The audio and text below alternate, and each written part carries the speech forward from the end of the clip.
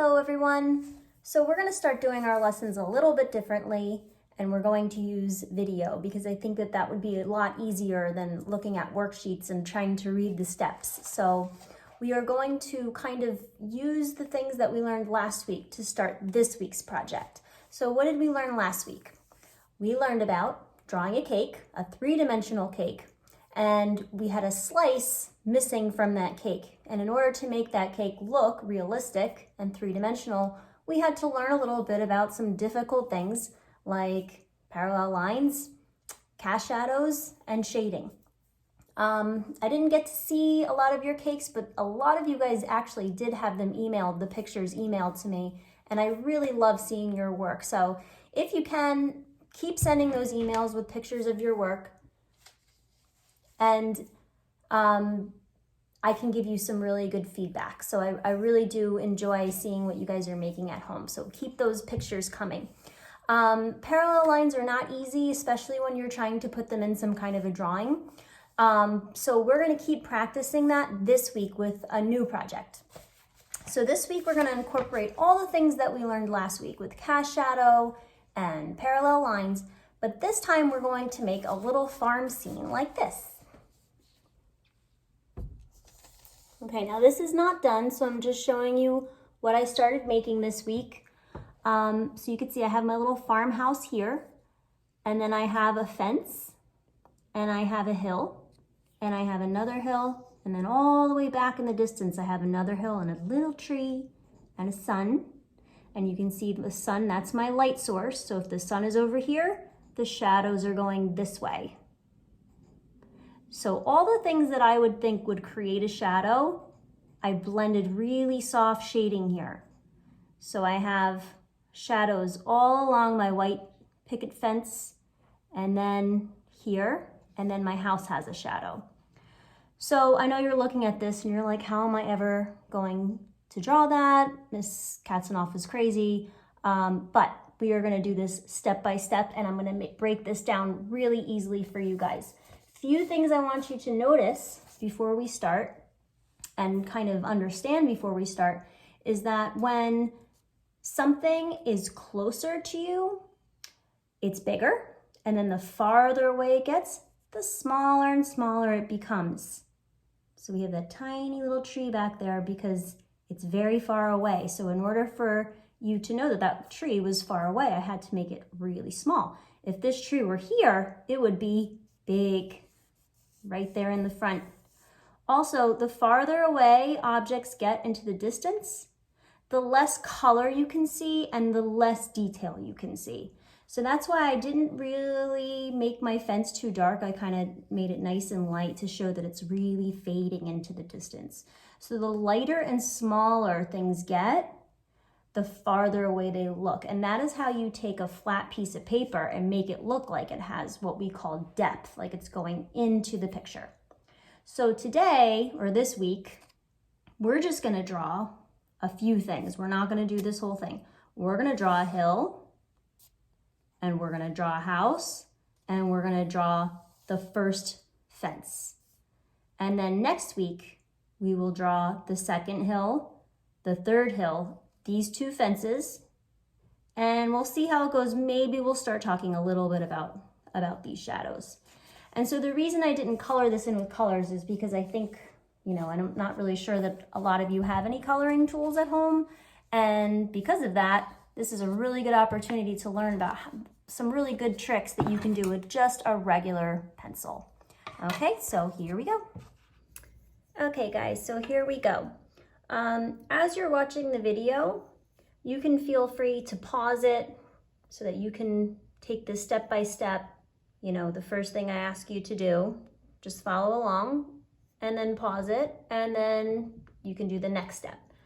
I suggest watching the whole video once and then starting the video again and then doing your project with me, but you certainly don't have to do that. It depends how much time you have.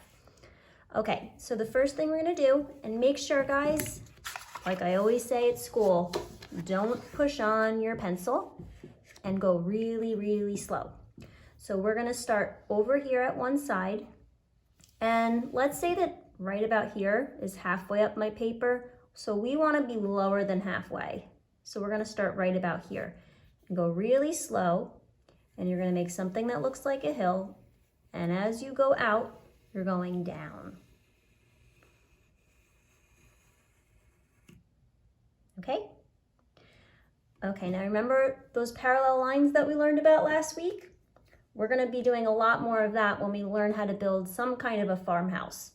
Your house does not have to be a farmhouse, but I kind of think it looks nice to have a farmhouse with all those hills and fences. So you could try to draw your house instead. So you can either copy exactly what I'm doing, or you can use what I'm showing you to make a house that looks like something from your imagination. So parallel lines, when you draw a house, so let's say we start with something like this. These two lines are parallel, okay? So in order to make a house look like it's something that would actually stand up, you need to make sure that the lines are straight up and down, okay? So I'm gonna put a little top on that. I could make this a triangle. Now, if you want to, and you want to start getting creative, you could make this round. You could have made this taller. So there's a lot of different ways to do this. Now, maybe from here, I can go out. I can stop, or I can keep going. We kind of learned a little bit about drawing buildings when we did our Starry Night, so this should look kind of familiar to you. So I went out and down. Now from here, I'm going to make another roof. So I'm going to come out, but this time I'm going to angle. I want you guys to notice that this line and this line are parallel. Okay, now I can do a number of things. I can go up, out, and down, make a big silo, or I can make a shorter one where I go out and down from here. So I'm just trying to, again, show you that there's many different ways to do this. Now to make that round rooftop, I'm going to start here, and I'm going to end somewhere about here.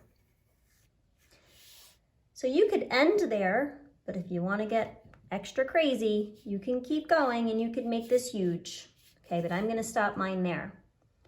So notice how slowly I'm drawing, and I am drawing a little darker than I normally would, but I always like to draw darker so that you guys can see what I'm doing. But at home, your lines should be so light that you can barely see them, just in case you make a mistake and you need to erase something. Okay, so now the fence. Because remember, we're just doing one fence today. We're not doing all three fences. So the fence is going to start here. So it's kind of close to the hill, like a little tiny jump. And stops at the house. Jump over the house and continue to maintain and kind of keep that space there. So you have to go really slow to kind of line it up. Now when you get to the corner of the page, because this part of the page is showing us the area of this drawing that is actually the closest to us, where things get the biggest.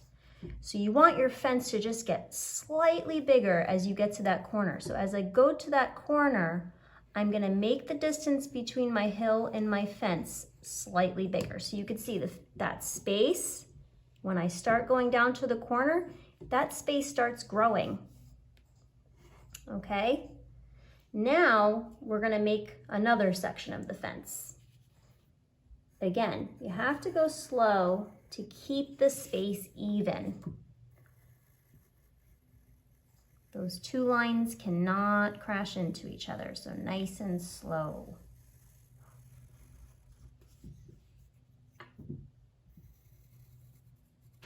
Okay. Now, we're going to put some vertical means up and down, vertical parallel lines. 1, 2, jump, 1, 2, jump, 1, oh, I have a house, so I can't put my second line next to that one. So that's okay, I'll make a jump. 1, 2, jump, 1, 2, jump. We're approaching that corner again, and what happens when we get closer? We get bigger. So because we're getting bigger, my spaces are going to get bigger. 1, 2, jump. I'm going to take a slightly bigger jump. 1, 2. So notice this part of my fence is bigger than this part of my fence. Just do your best. Go slow. 1, 2, jump. 1, 2, jump. 1, 2, jump. Okay, now we have to put the tops of the fence. Little triangles. Triangles should line up with these lines here. So we don't want the triangle to be like that. That wouldn't fit.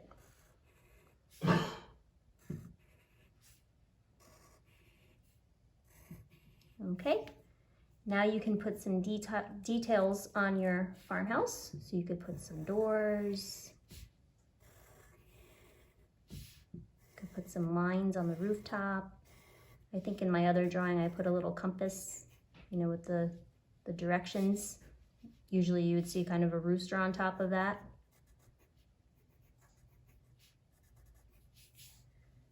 You can put some lines on this part of the roof, but remember, they have to be parallel to this, so going diagonal.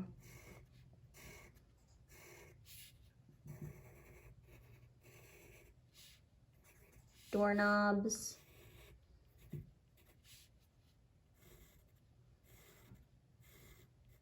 Windows.